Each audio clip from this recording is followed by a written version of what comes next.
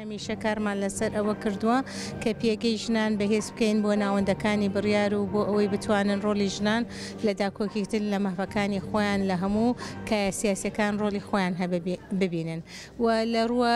تەنزیماتەکانیشەوە لە هەموو حیزبە سیاسیەکانیش پێم وایە خۆشبەختانە ئێستا ژمارەیەکی زۆر لە ژنان هاتوونەتە پێشەوە کە داکۆکیکەری سەرسەختی ژنانن و لە هەروەها ئەو ڕێکخراوە ژنانیانش بە هەمان شێوە کە داکۆکی لە مافەکانی ژنانەکەن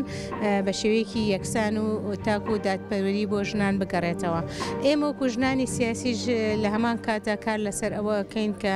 پێگەی ژنان کە چۆن بتوانن پێگەی خۆیان لە هەموو جومکە سیاسیەکانی ناو حیزبەکە بەهێز بکەن و هەروەها لە ئەو شوێنە حەساسانی کە پێویستە ژنان کاری لەسەر بکە و بەداخەوە کە ئەبینین لەم دوایینەدا ئەبینین زۆرێک لەو ژنە سیاسیانەی کە لەسەر خەبات و تێکۆشانەکەن بەداخەوە ئەیان بینین زۆرجار لە زۆر کارە حەساسەکانە چیرۆر ئەکرێن بە ناحەق کە ئەم کردەوانە پێم وایە لە مێژەوە کە هاتووە لە مێژی کووردا بە تایبەتی لە شۆشەکانی کوردیە ئەبینین کە دەیان ژنی تێکۆشەر بەداخەوە کە یەکێک لەو ژنە بەڕێزانەی کە ساکی خات و ساکینە لە پێناوی خەبات و تێکۆشان کە ژیانی بەخت کرد بۆ کوردایەتی و بۆ تێکۆشان کە بینیمان بەداخەوە لە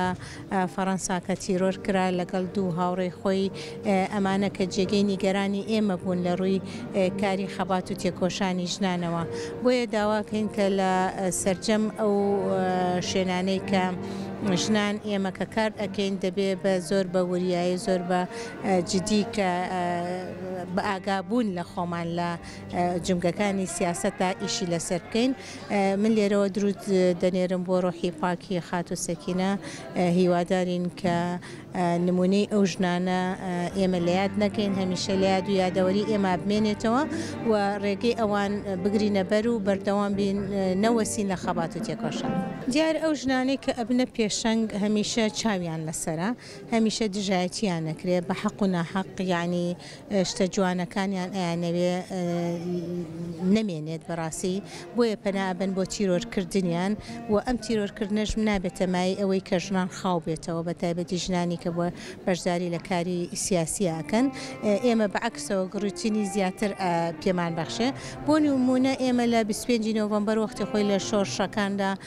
کە ژنان مەسەن تیرۆرکراون هەر سێ ژنی کە تیرۆرکرا لەسەر کاری سیاسی بووە لەسەرەوەی کە هاتوونەتە پێشەوە لە خەبات و تێکۆشان ئیشیان کرا و تیرۆرکراوە دیارە ئەو 25 نۆڤەمبەرەوە لە توندتیژی ژنان و سەرچاوی گرتووە بۆیە ئێمە ژنان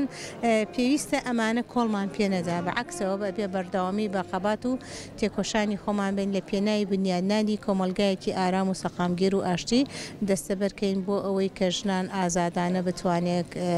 لە جومگە سیاسی و حەساسیەکانی خۆی داکار بکات.